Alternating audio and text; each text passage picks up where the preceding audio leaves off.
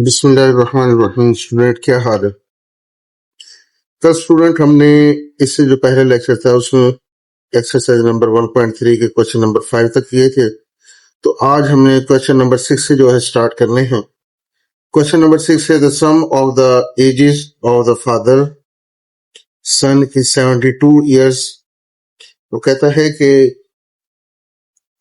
सम जो है फादर की एज और उसके जो सन है उसकी एज का उनका सम करें तो वो 72 ईयर्स बनता है। 6 ईयर्स एगो यानी 6 साल पहले द फादर्स एज वाज, जो बाप की उम्र है वो 2 times the age of the sun, यानी वो क्या था कि बेटे की उम्र का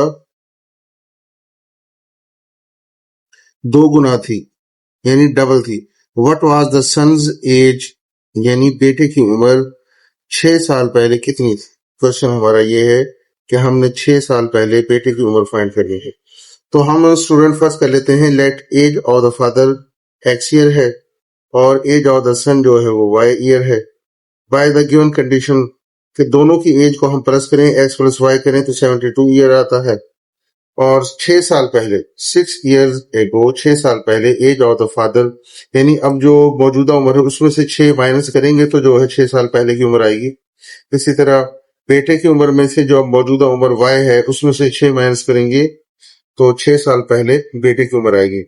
अब बाय द गिवन कंडीशन क्या है कि x माइनस वाई, यानी 6 साल पहले जो वालिद की उम्र है वो ये बेटे की उम्र है।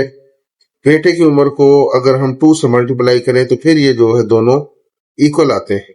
तो हम यहाँ पे कंडीशन के मुताबिक बेटे की उम्र को 2 से मल्टीप्लाई कर देते हैं, यानी 2 मल्टीप्लाई वाई माइनस 6, तो ये आ जाएगा 2y माइनस 6 से मल्टीप्लाई करेंगे -12 आ जाएगा। अब हमने -6 को राइट हैंड साइड पे लेके आना है, इधर ये माइनस है इधर आके प्लस हो जाएगा, तो -12 और 6 -6 आएगा। x is equal to 2y minus 6, ये हमारे पास इक्वेशन नंबर 2 बन जाएगी। अब ये जो इक्वेशन नंबर 2 है इसको इक्वेशन नंबर 1 हमारे पास ये है, जहां पे x है वहां पे हम ये 2y माइनस 6 जो है वो पुट करेंगे। तो स्टूडेंट यहाँ पे हमने 3y minus 6 is equal to 72 है। 3y हमारा हो जाएगा 72 प्लस 6 के, और y की वैल्यू हमें फाइंड करनी है तो 3 इधर आके डिवाइड हो जाएगा 78, डिवाइड में हमारे पास 3 आ जाएगा, 3 से डिवाइड करेंगे 3 2 द 6 और ये 18, 3 6 द 18 हो जाएगा। अब y की वैल्यू हमारे पास क्या आ गई है 26 आ गई, यानी ये मौजूदा जो उसके बेटे की उम्र थी वो आ गई है। अब पुट y 26 इन इक्वेशन 2, अब ये इक्वेशन 2 में पुट करते हैं। इक्वेशन 2 हमारे पास है x equal to 2y minus 6, यहाँ पे y की वैल्यू हम पुट कर देते हैं 26, 2 को 26 से मल्टीप्लाई करेंगे 52 आएगा, -6 है तो ये x इक्वल टू 46 आ जाएगा, यानी उसके जो वालिद की उम्र है वो कितनी है 46 ईयर्स है। अब हमने फाइंड ये करना था कि so age of the son 6 years ago, तो मौजूदा उम्र जो है बेटे की कितनी है वो है 26। 26 में से हम क्या करेंगे 6 साल निकाल देंगे, यानी 6 साल पहले हमने निकालनी है उसकी एज, तो 26 माइनस 6 करेंगे तो 20 ईयर्स जो है उसकी एज आ जाएगी। तो ये स्टूडेंट हमने फाइंड करना था। नेक्स्ट क्वेश्चन हमारे पास है, मिर्हा bought a toy for Rs 1500 and sold for Rs 1520. What was her profit percentage? इन मिर्हा ने एक जो है टॉय है, एक खिलौना है बच्चों का, वो 1500 रुपए में खरीदा है और 1520 रुपए में उसको सेल किया है। तो उसका जो प्रॉफिट है उसको हमने परसेंटेज में फाइंड करना है। कॉस्ट ऑफ द टॉय इसको हम सीपी लिखेंगे, वो 1500 है। Sale price of the toy इसको एसपी लिखेंगे, सेल प्राइस वो हमारे पास है 1520। उसके बाद प्रॉफिट हमारा क्या जाएगा, सेल प्राइस में से हम कॉस्ट प्राइस निकाल देंगे, 1520 में से 1500 निकालेंगे तो वो 20 आ जाएगा। उसके बाद हमने प्रॉफिट निकालना है, तो प्रॉफिट का फार्मूला हमारे पास क्या है, प्रॉफिट और डिवाइड है हमारा कॉस्ट प्राइस मल्टीप्लाई 100, तो ये परसेंटेज में वैल्यू निकल आएगी 20 डिवाइड बाई 1500 मल्टीप्लाई 100। तो यहाँ पे जो है हम क्या करेंगे 20 से 20 कैंसिल हो जाएंगे, फिर 5 पे जो है ना हम ये इसको डिवाइड कर लेंगे, 5 4 द 20 और 5 3 द 15। अब 4/3% ये हमारे पास क्या है ये प्रॉफिट आ गया है। स्टूडेंट हमारा नेक्स्ट क्वेश्चन है question number 8। The annual income of Tayyab is Rs 9,16,000 while the exempted amount is Rs 1,30,000. How much tax would he have to pay at the rate of 0.75%? इसको सॉल्व करते हैं। Annual income जो है तैयब की वो है 9,60,000 और एग्जेम्प्टेड अमाउंट यानी जिस पर टैक्स नहीं लगेगा वो है 1,30,000।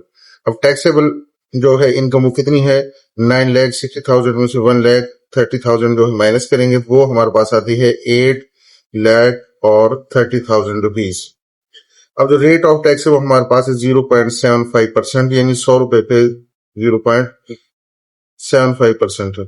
अब अमाउंट ऑफ टैक्स जो है उसकी कितनी बनेगी उसको हम जो है मल्टीप्लाई कर देंगे 8,30,000 मल्टीप्लाई 0.75 और डिवाइड बाय जो है 100। तो हमारे पास इसको कैलकुलेटर से करेंगे यानी 8,30,000 को हम 0.75 से मल्टीप्लाई करेंगे और 100 से डिवाइड कर देंगे तो हमारे पास आ जाएगा 6,225। तो अमाउंट हमारे पास वो कितनी है?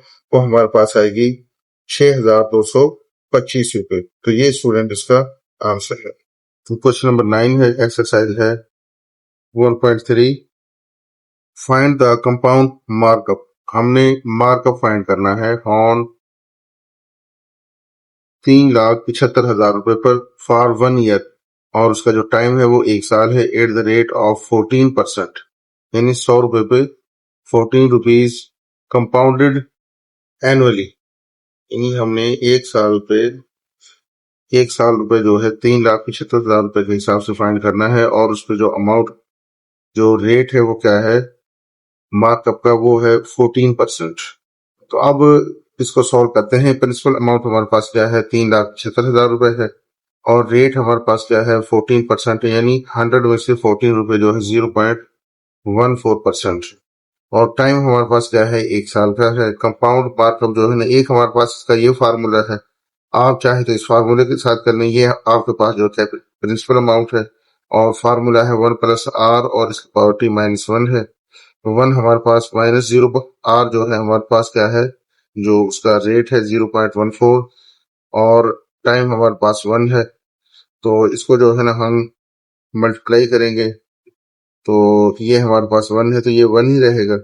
तो इसको हमने सॉल्व किया है 1 + 0.4 तो 1.14 आ जाएगा। इसमें से -1 करेंगे तो ये 0.14 ये रह जाएगा बस।